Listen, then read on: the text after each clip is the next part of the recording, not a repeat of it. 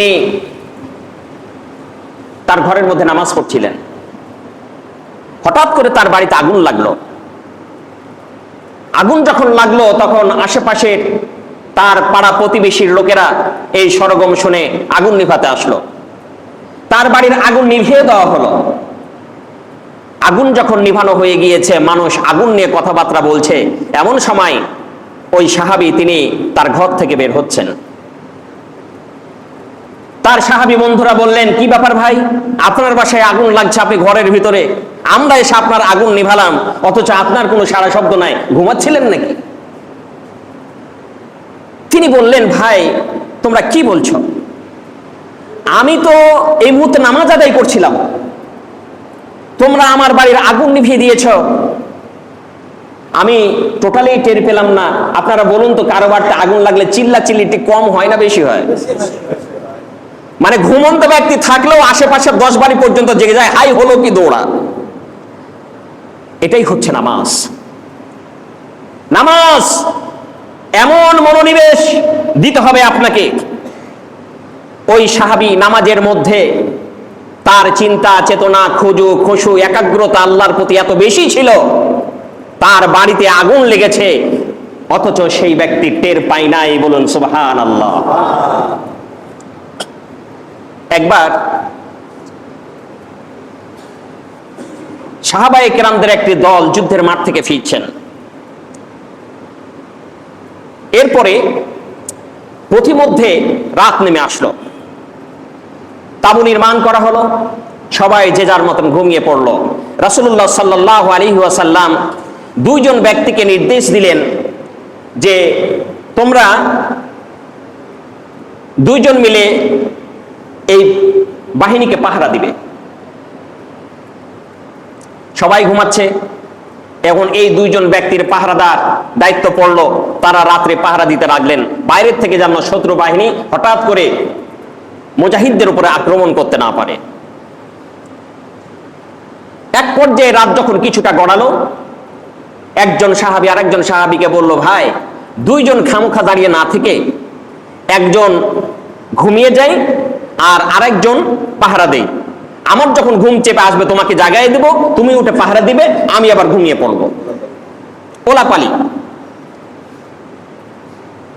দুইজন মিলে এই সিদ্ধান্ত অনুযায়ী কাজ শুরু করলো। একজন ব্যক্তি ঘুমায়া পড়লো আর আরেকজন তিনি দাঁড়িয়ে থাকলেন। হঠাৎ করে তার মনের মধ্যে হলো যে আশেপাশে তো কিছুই দেখি না, আর সবাই যখন ঘুমাচ্ছে আমি একা দাঁড়িয়ে থেকে আর করবোটা কি, দাঁড়িয়ে না থেকে আমি জেগেই থাকছি, অন্তত আমি নামাজের মধ্যে থাকি, আমি নামাজ শুরু করি। তিনি এই চিন্তা করে নামাজ শুরু করলেন। গভীর রাত, সবাই ঘুমায়, তিনি নামাজের মধ্যে এত তৃপ্তি পাচ্ছেন। হঠাৎ করে শত্রু বাহিনী খেয়াল করলো যে ওইখানে একজন ব্যক্তিকে দাঁড়ানো মনে হচ্ছে, এটা কি আসলে কোনো গাছ নাকি মানুষ? এটা পরীক্ষা করার জন্য শত্রু বাহিনীর পক্ষ থেকে একটা তীর নিক্ষেপ করা হলো। যখন তীর নিক্ষেপ করা হলো, এই ব্যক্তির তীর এসে তার শরীরে বিঁধল। তিনি চিন্তা করলেন যে আমি যদি এই অবস্থায় মারা যায় তাহলে পারে এই বাহিনী ক্ষতিগ্রস্ত হয়ে পড়বে। এই কারণে খুব দ্রুত তিনি নামাজ শেষ করলেন। তারপরে সাহাবায়ে কেরামদেরকে তিনি সচেতন করলেন যে এইভাবে তীর আসলো। ও যে তুমি কি করছিলে? বলছে আমি নামাজ পড়ছিলাম।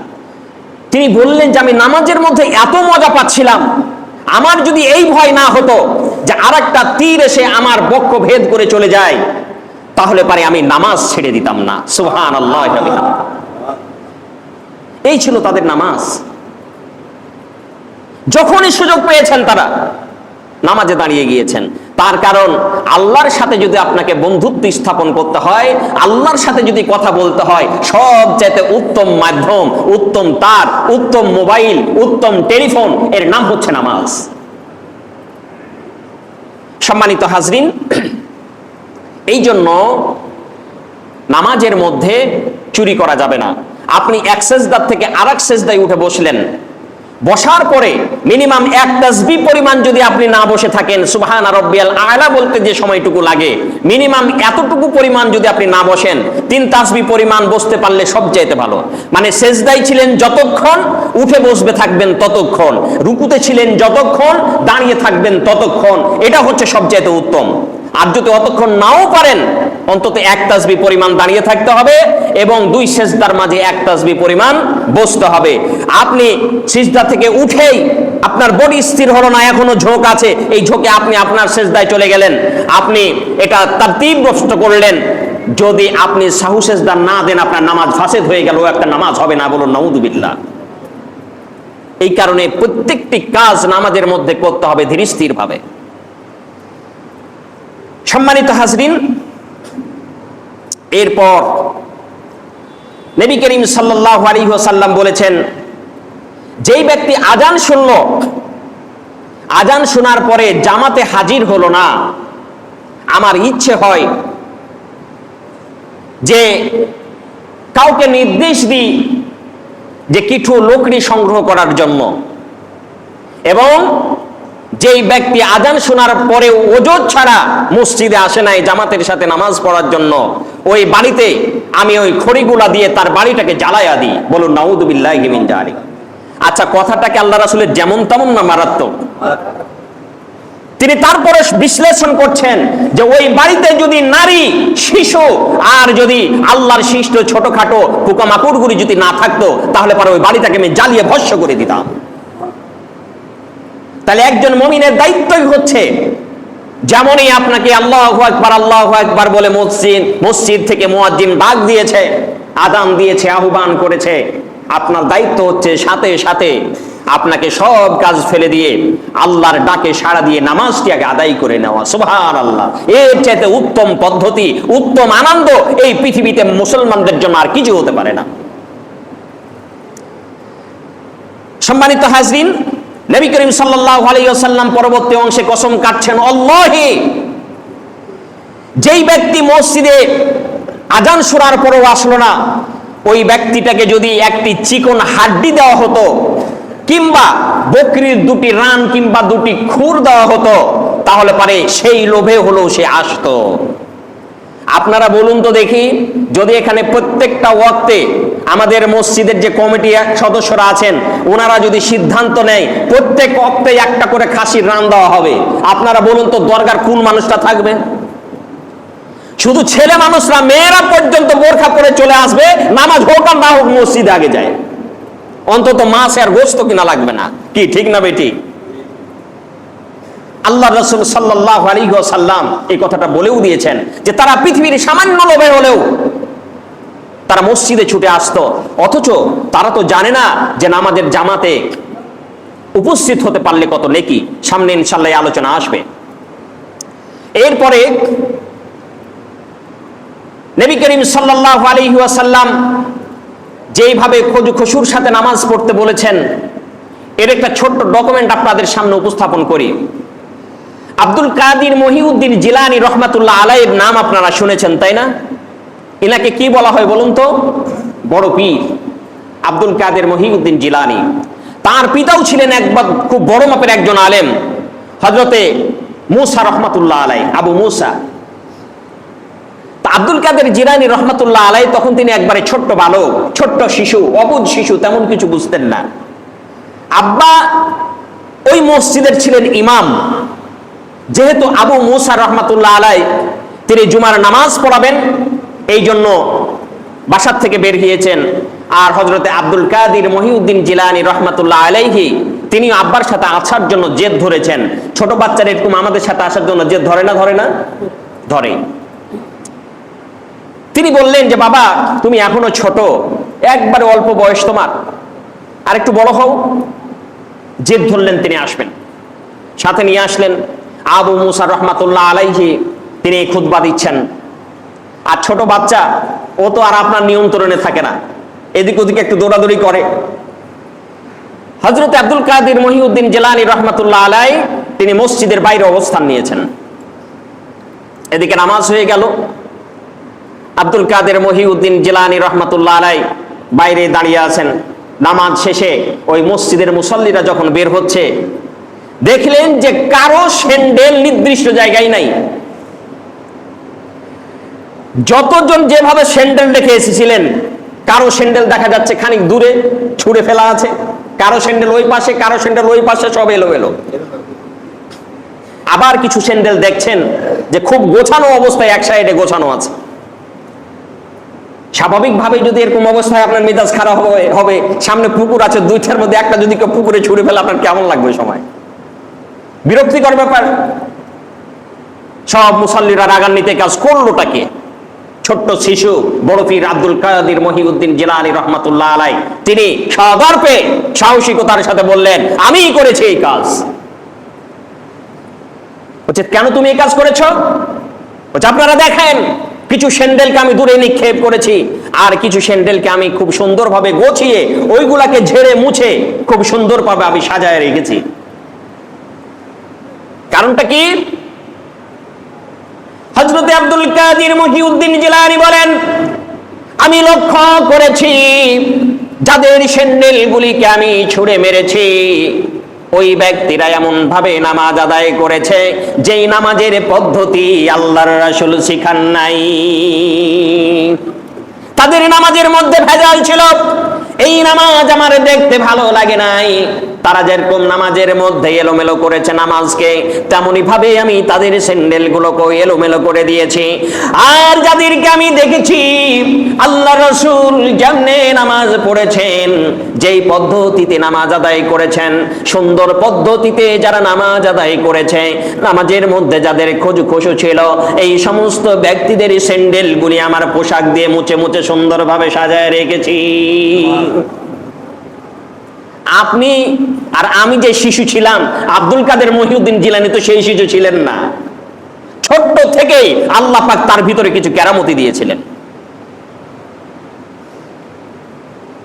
সম্মানিত হাজরিন, এই জন্য নামাজ পড়তে হবে আগ্রহের সাথে। আর এই নামাজ শুধু নিজে পড়লে হবে না, আপনার শিশুদেরকে নামাজ শিখাতে হবে। খুব গুরুত্বপূর্ণ পয়েন্ট মাথায় ভালোভাবে আজীবনের জন্য নিয়ে ফেলেন। বাচ্চাদেরকে নামাজের শিক্ষা দিবেন কখন? অনেকে এটা প্রশ্ন করে। অনেকে ছোট বাচ্চা মসজিদে নিয়ে আসলে সাংঘাতিক ভাবে রাগারাগি করে। আপনাদের মসজিদ হয়তো করে না, সবাই ভালো মানুষ, কিন্তু আমাদের দিকে অনেক মসজিদ আছে ছোট বাচ্চাকে নিয়ে আসাতে অনেক সময় গন্ডগোল পর্যন্ত হয়ে যায়। এরকম শুনেছেন না আপনারা? না, এই কাজটি করা যাবে না। ছোট বাচ্চার মসজিদে আসার স্বাধীনতা আছে। হযরতে হাসান হুসাইন রাদিয়াল্লাহু তাআলা আনহুমা, তারা এমন পিচ্চি ছিলেন, ওই বোধ শক্তি যদি থাকতো তাহলে তো নামাজের কাতারে শামিল হয়ে তারাও নামাজ পড়তো। কিন্তু দেখা গেছে রাসূলুল্লাহ সাল্লাল্লাহু আলাইহি ওয়াসাল্লাম নামাজ পড়াচ্ছেন, তিনি ইমাম, তিনি নামাজ পড়াচ্ছেন, এমন সময় হযরতে হাসান কিংবা ইমাম হুসাইন কখনো কখনো রাসূলুল্লাহ সাল্লাল্লাহু আলাইহি ওয়াসাল্লামের ঘাড়ের উপরে চেপে বসেছেন। একদিন রাসূলুল্লাহ সাল্লাল্লাহু আলাইহি ওয়াসাল্লাম নামাজ পড়াচ্ছেন, সিজদা দীর্ঘায়িত হচ্ছে, লম্বা হচ্ছে, রাসূলুল্লাহ সাল্লাল্লাহু আলাইহি ওয়াসাল্লাম মাথা উঠাচ্ছেন না। এক সাহাবী চিন্তা করলেন, কি ব্যাপার, আল্লাহ রাসূলের হলোটা কি? সিজদা তো এত লম্বা হয় না, আজকে এতক্ষণ হয়ে যাচ্ছে তাও আল্লাহ রাসূল মাথা উঠাচ্ছেন না, ঘটনাটা কি? পরে তিনি একটু মাথা উকি দিয়ে দেখেন যে ইমাম হুসাইন রাদিয়াল্লাহু তাআলা আনহু তিনি রাসূলুল্লাহ সাল্লাল্লাহু আলাইহি ওয়াসাল্লামের ঘাড়ের উপরে বসে আছেন। এই মুহূর্তে যদি তিনি উঠেন তাহলে পরে ছোট বাচ্চা তিনি পড়ে আহত হতে পারেন। এই কারণে আল্লাহ রাসূল সাল্লাল্লাহু আলাইহি ওয়াসাল্লাম সিজদাতে তিনি সময় নিচ্ছেন। বলুন সুবহানাল্লাহ। মানব শিশুর মর্যাদা বিশ্বনবী সাল্লাল্লাহু আলাইহি ওয়াসাল্লাম দিয়েছেন। আপনাকে আমাকে দিতে হবে। একটা ছোট্ট শিশু এসেছে, আপনার তো উচিত পকেটে 10টা চকলেট রাখা। তারা এসেছে খুশি হয়ে, বাবা মসজিদে আসো, চকলেট পাবা। ওরাও চিন্তা করবে খেলাধুলা থেকেও চকলেট দেয় না, মসজিদে গেলে চকলেট পাওয়া যায়, অন্তত নামাজের ওয়াক্ত আসলে একটা চকলেট পাওয়া যাবে। আর বাচ্চারা তো এত কিছু চায় না, একটা চকলেট হলেই খুশি। কি পরামর্শটা খারাপ না ভালো? না দুই চোখ দিয়ে এমন একবারে পেঁচার মতন বড় বড় করে তাকালেন, আর এমন একটা জোরে ধমক দিলেন যে ধমকের চোটে সে মসজিদে পেশাব করা শুরু করলো। বাড়িতে গিয়ে মাকে বললো, মা জীবনে কোনোদিন মসজিদে যাব না। এই কাজটা ঘণ্টাক্ষরেও কেউ করবেন না, আল্লাহর রাস্তায় এটা গুনাহ হয়ে যাবে। ছোট শিশু এসেছে, রাসূলুল্লাহ সাল্লাল্লাহু আলাইহি ওয়াসাল্লাম মসজিদের কাতার সাজাতেন। প্রথমে বড়দের পুরুষদের কাতার, তারপরে মহিলাদের কাতার, তারপরে সব শেষে হচ্ছে শিশুদের কাতার। যদিও এখন আমাদের সেই পদ্ধতি ইসলামী রাষ্ট্র প্রতিষ্ঠিত না হওয়ার কারণে নয়, কখনো যদি ইসলামী রাষ্ট্র প্রতিষ্ঠিত হয় তখন আবার ফিরে আসবে ইনশাআল্লাহ। কিন্তু এখন ফিতনার যুগ হওয়ার কারণে মসজিদে মা বোনেরা আসতে পারছে না। কিন্তু মিনিমাম অন্তত শিশুদেরকে আপনাকে সেই ব্যবস্থাটা করে দিতে হবে। একান্তই যদি সেই শিশুকে আপনি এখন পর্যন্ত নামাজের শিক্ষা দিতে না পারেন, অন্তত আপনি আপনার পাশে তাকে দাঁড় করায় নেন। কথা বুঝতে পেরেছেন? প্রথম কাতারে যদি শিশুদেরকে দিয়ে দেন তাহলে একটা সৌন্দর্যের ঘাটতি হয়। প্রত্যেকটা জিনিসের একটা সৌন্দর্য আছে না? আছে কিনা? প্রত্যেকটা জিনিসের একটা সৌন্দর্য আছে। এই কারণে যখন আপনি বড়রা আগে জামাত হয়ে গেল, দাঁড়িয়ে গেল, তখন আপনি শিশুদের কাতারটা পরে করবেন। যেই শিশুটা একান্তই নামাজ বুঝে নাই, তাকে যদি আপনি ছেড়ে দেন তাহলে পারে সে অনেকের নামাজ ভঙ্গের কারণ হতে পারে। এই জন্য আপনার পাশে যদি সে দাঁড়িয়ে যায় তাহলে সে আর দুষ্টমি করবে না। এই কারণে এইভাবে অন্তত নামাজটা আদায় করবেন, বাচ্চাদেরকে বকাঝকা করবেন না। এখন আমাদেরকে একটা বিষয় জানতে হবে যে শিশুরা কখন থেকে নামাজ শিখবে। আপনাদের দায়িত্ব, আমাদের দায়িত্ব কখন শিশুদেরকে নামাজ শেখানো। দেখুন, একটা ছোট্ট শিশুর বয়স যখন মোটামুটি 7 বছর হয়ে যায়, তখন এই শিশুটা বড়দের মতন কিছু আচরণ করে পরিবারকে খুশি করতে চায়, সমাজকে খুশি করতে চায়। আপনি তাকে গোসল করাইয়া দিতেন আগে, এখন সে বলে যে না না না আমি একাই গোসল করব। কি এরকম বলে না? বলে না? আপনি তাকে আগে গেঞ্জি পরাইয়া দিতেন, শার্ট পরাইয়া দিতেন, পাঞ্জাবি পরাইয়া দিতেন, এখন সে নিজে নিজে বলে না আমি একাই পরবো। কি এরকম করে না? কারণটা কি? অর্থাৎ এতদিন পর্যন্ত পরনির্ভর ছিল, এখন সে মনে করছে আমি তখন নিজেই পারি, আমি কেন করে নেব। সে তার মধ্যে একটা বাহাদুরি লক্ষ্য করে যে বাহ আমি তো পারছি। কি এটা কি আমরা ছোটতে করি নাই? আমরাও করেছি। তাহলে 7 বছর বয়স যখন শিশুর হয় তখন সে বড়দের মতন আচরণ করে বড়দেরকে সন্তুষ্ট করার চেষ্টা করে। এই কারণে সাহাবায়ে কেরাম বলেছেন যে যখন শিশুর বয়স 7 বছর হয়ে যাবে তখন তাদেরকে তোমরা নামাজের শিক্ষা দাও। 7 বছরে নামাজের শিক্ষা দাও। আর রাসূলুল্লাহ সাল্লাল্লাহু আলাইহি ওয়াসাল্লাম বলছেন 10 বছর বয়স যখন হয়ে যাবে তখন ওই শিশু যদি নামাজ আদায় না করে তাহলে পারে তুমি তাকে নামাজের জন্য প্রহার করো, মারো। আমরা তো মারি। জমিতে কেন লাহারি বেঁধে নিয়ে গেল না? জমিতে কেন ভাত নিয়ে যেতে দেরি হলো? জমিতে কেন পানি নিয়ে যেতে দেরি হলো? হাট কেন করতে যায়নি, বাজার কেন করতে যায়নি? এই জন্য আমরা মারধর সমানে করি। কিন্তু এখানে একজনও কি আছি যে শিশুকে নামাজ শিক্ষার জন্য 10 বছরে নামাজ পড়ি নাই, বাপ হয়ে অন্তত একদিন তাকে মেরেছি? আছে এখানে? হাত তুলতে পারবো? শুধু আপনাদের এখানে না, আরো বিভিন্ন জায়গায় দায়িত্ব পালন করেছি, কেউ কথা বলতে পারে নাই। তার কারণ নিজেও নামাজের প্রতি গুরুত্ব দেই না, স্ত্রীকেও গুরুত্ব দিতে বলি না, আর সন্তান তো ছোট মনে করে অবহেলাই রেখে দিলাম। নাউযুবিল্লাহি মিন যালিক।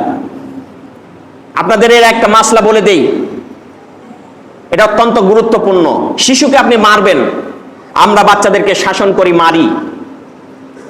কতটুকু মারবেন? অনেকেই আছি বাবা হিসাবে দায়িত্ব পালন করতে গিয়ে কোনো বিষয়ে মন খারাপ হলেই নিলাম একটা পাই না। এখন ছেলে মানুষের মেজাজ তো একেবারে মেঘের বিজলির মতন গর্জন। মা মারও একটু বুঝে সুঝে, আর বাপ যখন মায়ের দেয় তখন কোন দিকে মায়ের গেল হিসাব থাকে না। একটা জিনিস মাথায় রাখবেন, হযরতে মিকদাদ রাদিয়াল্লাহু তাআলা আনহু তিনি ছোট্ট ছোট্ট শিশুদেরকে শিক্ষা দিতেন, কোরআন শিখাতেন, ইসলামী জ্ঞান শিক্ষা দিতেন। যে বাচ্চা দুষ্টুমি করে তাকে অনেক সময় একটু শাসন করার প্রয়োজন হয়, শিক্ষকরাও মারতে পারে। রাসূলুল্লাহ সাল্লাল্লাহু আলাইহি ওয়াসাল্লাম ওই সাহাবীকে বললেন, হে মিকদাদ, তুমি যখন একজন শিশুকে মারবে 3 বাড়ির বেশি মারিও না, তা মারবে হাত দিয়ে। বলুন সুবহানাল্লাহ। কয় বাড়ি? 3 বাড়ি। আর আমাদের কয় বাড়ি যায়? গড়া নাই। এখানে যদি কোনো মাদ্রাসার হাফেজ কিংবা আলেম ওলামারা থাকেন, আমি অনুরোধ করব, বিভিন্ন মাদ্রাসায় কিন্তু শিশুদেরকে প্রচন্ডভাবে টর্চারিং করা হয়। এমনও ভাবে হুজুররা শিশুরাকে পিটাতে থাকে যে পিটাতে পিটাতে পিটাতে অনেক শিশু পর্যন্ত মারা গিয়েছে। এই রেকর্ডও কিন্তু আছে। এখন ফেসবুক ইউটিউবের যুগ, দেখা যায় এত মায়ের মারছে। নবী করিম সাল্লাল্লাহু আলাইহি ওয়াসাল্লাম হযরত মিকদাদকে বললেন, মিকদাদ, 3 বাড়ির বেশি যদি তুমি শিশুদেরকে আঘাত করো, মনে রাখবা হাসরের ময়দানে আল্লাহ রাব্বুল আলামিন এই 3 বাড়ির জয়টা বাড়ি বেশি মেরেছো, তয় বাড়ির কিসাস আল্লাহ পাক আদায় করে নেবেন। যেমন তেমন ব্যাপার না। বাপ হয়েছেন বিধায় শাসনের ভান নিয়ে যা খুশি সন্তানের উপর করবেন, ইট ইজ ইম্পসিবল, এটা সম্ভব নয়। আজ থেকে মাদেরকেও শিক্ষা দিবেন, শিশুদেরকে যদি মারতে হয় সর্বোচ্চ একসাথে কয় বাড়ি? 3 বাড়ি। তাও এমন বাড়ি দিলেন না যে এক বক্সিলে বুকের ব্যথা শেষ,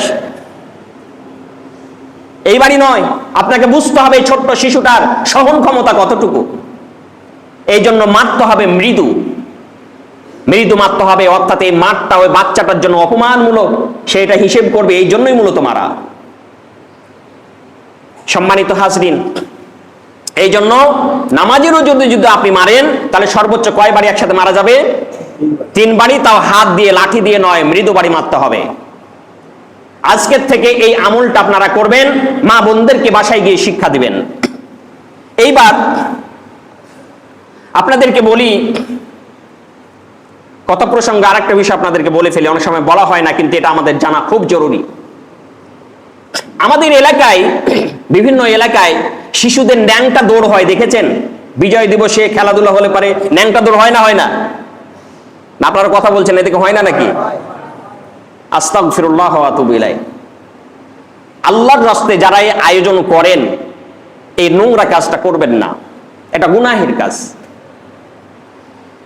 হাদিসের মধ্যে এসেছে, একজন বড় মানুষের লজ্জা স্থানের যা মূল্য, 3 বছর বয়সী একজন শিশু, সে পুরুষ হোক আর নারী হোক, ঠিক তেমন মূল্য। বলুন সুবহানাল্লাহ।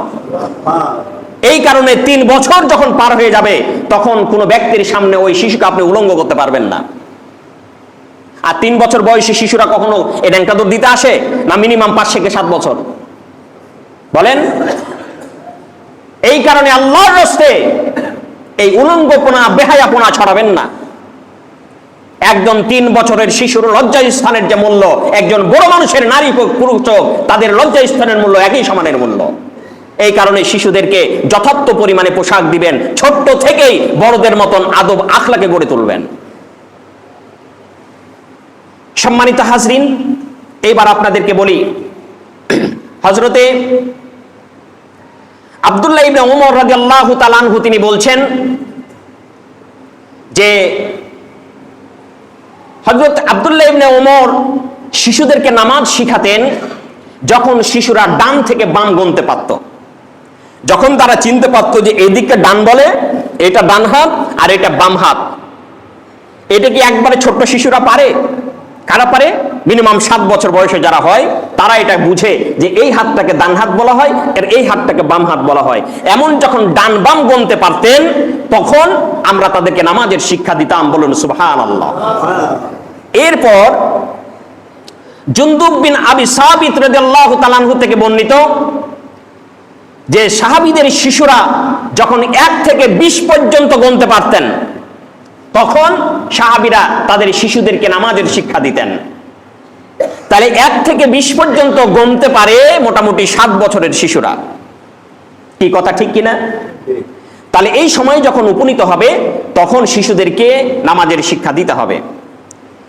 সম্মানিত হাজরিন, এরপর হযরত আব্দুল্লাহ ইবনে মাসউদ রাদিয়াল্লাহু তাআলা আনহু তিনি বলছেন, তোমরা শিশুদেরকে সালাতের ব্যাপারে যত্নশীল হও এবং নেক কাজে অভ্যস্ত করে তুলো।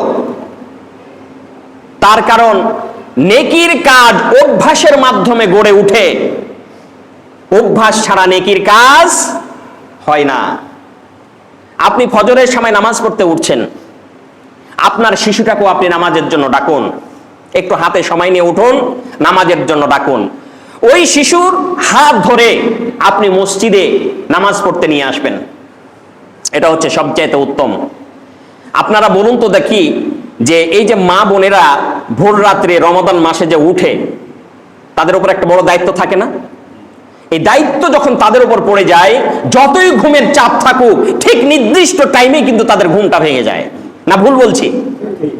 সকালবেলায় যখন আপনি নিজে অভ্যাস করেছেন ফজরের নামাজের সময় আপনি নিজে উঠবেন, নিজে আসবেন, নিজে ডাকবেন, তখন ওই শিশুটিকেও আপনি অভ্যস্ত করুন। দেখবেন আপনার সাথে সাথে শিশু একসময় অভ্যস্ত হয়ে গিয়েছে। আপনারা ভাজা ভাত খান তো? ভাজা ভাত খান না? তো এই ভাজা ভাতটা যতই সুস্থ মানুষ হোক, তার গ্যাসের সমস্যা না থাকুক, যেই দিনকে সকালবেলায় ভাজা ভাত খায়, আপনারা বলুন তো সন্ধ্যার সময়তেও যদি একটা ঢেকুর উঠে, আপনি দুপুরে গোস্ত পোলাও খেয়েছেন, গোস্ত পোলাও ঢেকুরের আন্দাজ করা যায় না সকালে ভাজা ভাতের আন্দাজ করা যায়? একটু বুঝে শুনে উত্তর দিবেন কিন্তু, কোনটা? ভাজা ভাতের আন্দাজ করা যায়।